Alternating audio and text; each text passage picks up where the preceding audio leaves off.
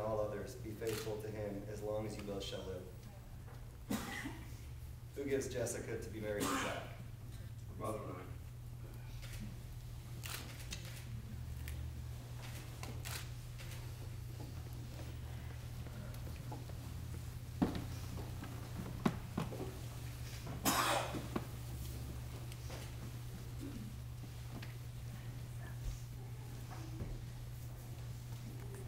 There are so many verses I could read today on marriage.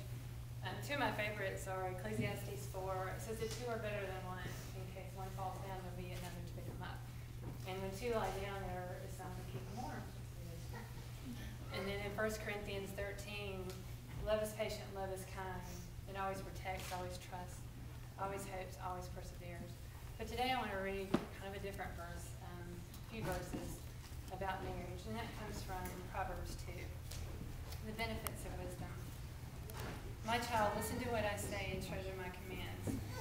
Tune your ears to wisdom and concentrate on understanding. Cry out for insight and ask for understanding. Search for them as you would search for silver. Seek them like hidden treasures.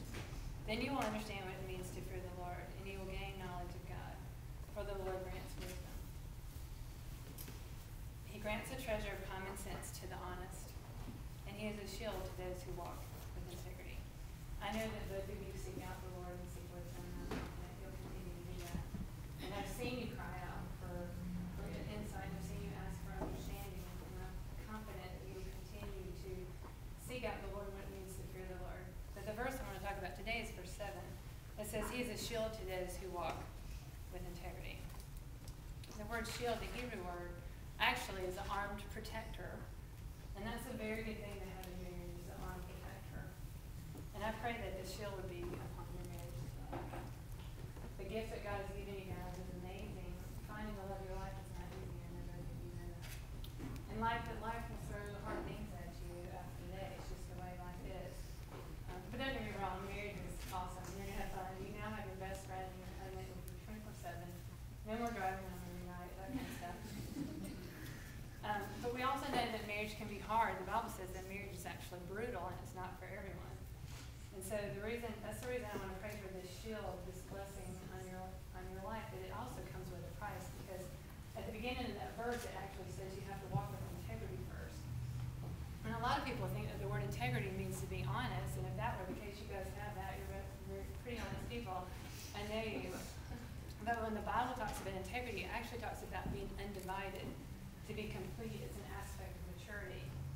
So the blessing I pray for you today is that you will continue to do the work that God has started in your life, so that you will be complete, undivided, and mature.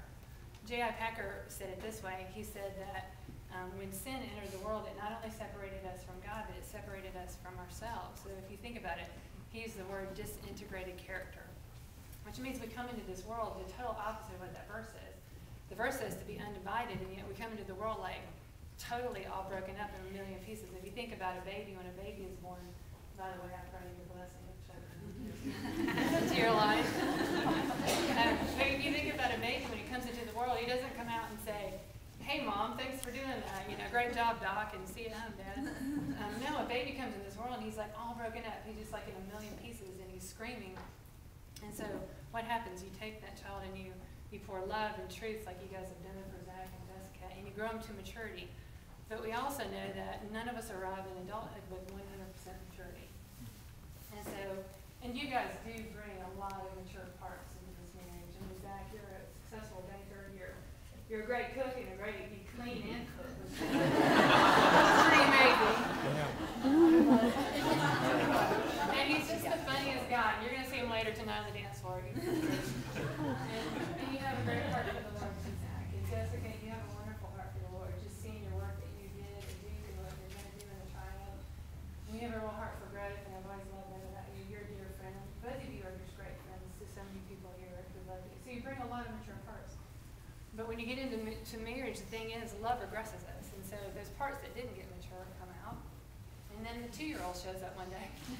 And it's easy to love each other today, but it's the everyday things when we want to love well, and then our 2-year-old part shows up, that it gets kind of crazy.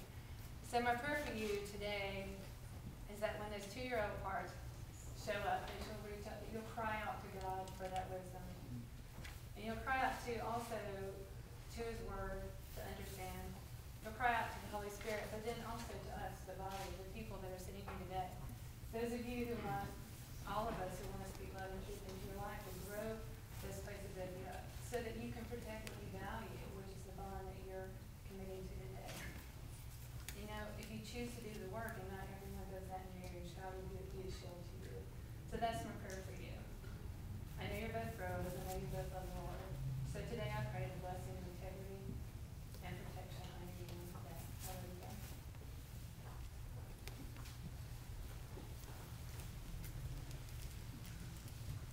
Well, we're here. Take a deep breath. You can turn to look at those folks back there. And Jessica, you look gorgeous. Zach, you look lucky.